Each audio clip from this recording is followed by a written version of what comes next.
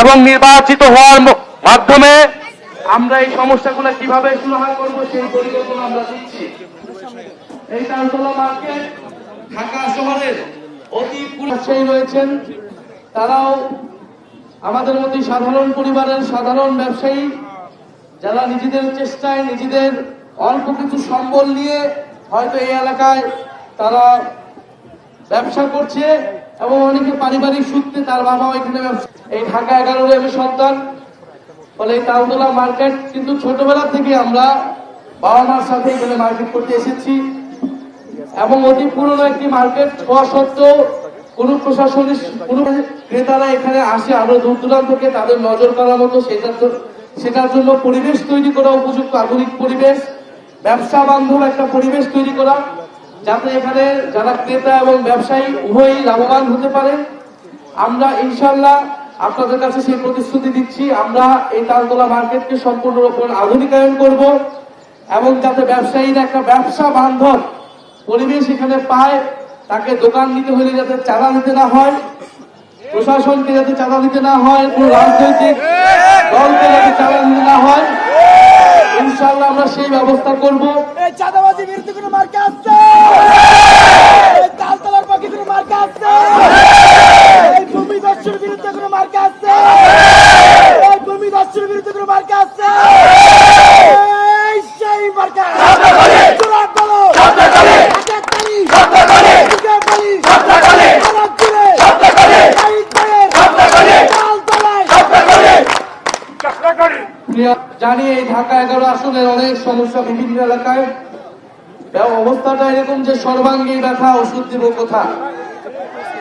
16 বছর ধরে এখানে ভোট হয় নাই, লুটপাট হয়েছে, মানুষের উপর নির্যাতন হয়েছে, আপনারা থানায় গেলে কোনো ব্যবস্থা পান নাই, সেখানেও ঘুষ দিতে হয়েছে, আপনারা কোর্টে গেলে কোনো বিচার পান নাই, মিডিয়া ভাইয়েরা সঠিক তথ্য প্রচার করতে পারে নাই।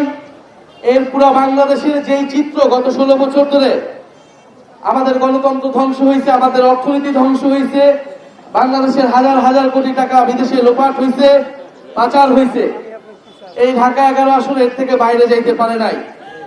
ফলে এই এলাকার সর্বত্রই সমস্যা, কিন্তু আমরা মনে করি সব সমস্যারই সমাধান হওয়া সম্ভব যদি আপনারা যোগ্য ব্যক্তিকে নির্বাচিত করেন, আগামী সংসদে পাঠান। আপনারা যদি যোগ্য, সৎ এবং দেশপ্রেমিক ব্যক্তিকে, দলকে, মার্কাকে নির্বাচিত করেন, সংসদে পাঠান, ইনশাআল্লাহ দেশের পরিবর্তন হওয়া সম্ভব। এবং আমরা মনে করি সব সমস্যার এখন প্রধান সমস্যা হিসেবে আবির্ভূত হয়েছে চাঁদাবাজি, সন্ত্রাস এবং ভূমি দখল। এই ভূমি দখল, জমি দখল এই ঢাকা 11 আসনে একটা নিত্য নৈমিত্তিক সমস্যা।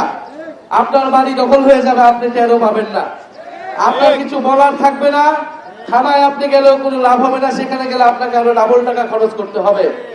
আপনি এখানে একজন ব্যবসায়ী বুকে হাত দিয়ে বলতে পারবে না এই দোকান সে বৈধভাবে নিতে পারছে, কোনো টাকা ছাড়া তারা নিতে পারছে। আপনি দোকান নিবেন, আপনাকে টাকা দিয়ে একবার নিতে হবে, তারপর প্রতি মাসে আবার অল্প অল্প করে ফি দিতে হবে। ফলে এইভাবে আমাদের দেশে ব্যবসায়ী সমাজ তারা চাঁদা দিয়ে, তারা ঘুষ দিয়ে তাদেরকে দোকান চালাতে হয় এবং আমরা যারা দোকানপাট থেকে আমরা জিনিসপত্র কিনতে যাই তা আমাদের জন্য দামটা বেশি হয়ে যায়। ফলে সাধারণ মানুষ, সাধারণ ব্যবসায়ী সবাই কিন্তু ক্ষতিগ্রস্ত হচ্ছে। আমরা 5ই আগস্টে গণ অভ্যুত্থানে আমরা অংশ নিয়েছিলাম, আমরা এখানে সবাই অংশ নিয়েছিলাম, আপনারা ছিলেন না গণ অভ্যুত্থানে? এই যে এখানে খিলগাঁও, বাসাবো, এখানে যে ওয়ার্তা রোডের এখানে আমুল হোটেলের সামনে যে আন্দোলন হয়েছে, এখানে মার্কেটের ভাইয়েরা অংশ নিয়েছিলেন। সবাই এই মার্কেট থেকে লাঠি লোঠা নিয়ে আপনারা যে অবস্থান নিয়েছিলেন, আপনারা ফ্যাসিস্টদেরকে বিতাড়িত করেছিলেন, তাদের বিরুদ্ধে প্রতিরোধ করেছিলেন। আমরা গণ অভ্যুত্থান করেছিলাম একটা বৈষম্য বিরোধী বাংলাদেশ প্রতিষ্ঠার জন্য, আমরা গণ অভ্যুত্থান করেছিলাম দুর্নীতিমুক্ত, সন্ত্রাস মুক্ত বাংলাদেশ প্রতিষ্ঠার জন্য। কিন্তু আপনারা দেখবেন এইবার যে নির্বাচন হচ্ছে, সেই নির্বাচনে আমরা দেখছি অনেক ঋণ খেলাপিকে নমিনেশন দেওয়া হয়েছে। এই যে ঋণ খেলাপি, যারা ঋণ নিছে ব্যাংক থেকে, এই ঋণের টাকা পরিশোধ করে নাই, বাংলাদেশের আইন অনুযায়ী তারা নমিনেশন পায় না কোনো দল থেকে, কিন্তু নির্বাচন কমিশনের উপর চাপ প্রয়োগ করে তারা সেই নমিনেশন নিছে। জনগণের টাকা এগুলা, রাষ্ট্রের টাকা, এই টাকা পরিশোধ না করে তারা জনগণের প্রতিনিধিত্ব করতে চায়। এবং আপনারা দেখবেন দ্বৈত নাগরিকত্ব আছে, তাদের বিদেশি নাগরিকত্ব আছে, আরেক দেশে আরেক পা দিয়ে এসে তারা দেশের এমপি হইতে চাইতেছে, দেশের জনগণকে প্রতিনিধিত্ব। ফলে আপনাদের প্রতি আহ্বান থাকবে, অনুরোধ থাকবে, আপনারা সচেতন ভাবে বিচার বুদ্ধি দিয়ে আপনারা ভোট প্রদান করবেন। আমরা বলতেছি না আপনারা আমাকে ভোট দেন, আমার থেকেও যদি যোগ্য মানুষ থাকে এই ঢাকা 11 আসনে, যাকে ভোট দিলে এই ঢাকা 11 মানুষের উন্নয়ন হবে তাকে আপনারা ভোট দেন, কিন্তু যোগ্য মানুষ দেখে ভোট দেন। আপনারা ভূমিদস্যু, সন্ত্রাস, চাঁদাবাজ, নতুন কোন চাঁদাবাজ, নতুন কোন জালেম, নতুন কোন স্বৈরাচারকে আপনারা ক্ষমতায় বসাবেন না। আমরা মনে করি যে বাংলাদেশে জুলাই গণঅভ্যুত্থানের পরে চাঁদাবাজকে অবশ্যই বাংলাদেশ থেকে আমাদেরকে প্রতিহত করতে হবে, নির্মূল করতে হবে, দুর্নীতিকে দূর করতে হবে, সুশাসন নিশ্চিত করতে হবে। এবং এটা সম্ভব। এবং এইটা এবার নির্বাচনের সাথে কি হচ্ছে, গণভোট হচ্ছে। গণভোট এবং নির্বাচন একসাথে, মানে এই নির্বাচন কেবল সরকার গঠনের নির্বাচন না, এটা হচ্ছে বাংলাদেশ কিভাবে পরিচালিত হবে, আগামীর বাংলাদেশ বিনির্মাণের নির্বাচন। ফলে আপনারা অবশ্যই গণভোটে কি ভোট দিবেন? গণভোটে আমরা সবাই হা ভোট দিব। হা ভোট দেওয়ার মাধ্যমে আমরা সংস্কার বাস্তবায়ন করব, সংবিধান পরিবর্তন হবে। আপনারা হা ভোট প্রদান করলে বিচার বিভাগ নিরপেক্ষ হবে, প্রশাসন দুর্নীতি মুক্ত হবে এবং দেশে গণতন্ত্র থাকবে, কথা বলার অধিকার থাকবে, নির্বাচন কমিশন নিরপেক্ষভাবে নিয়োগ হবে।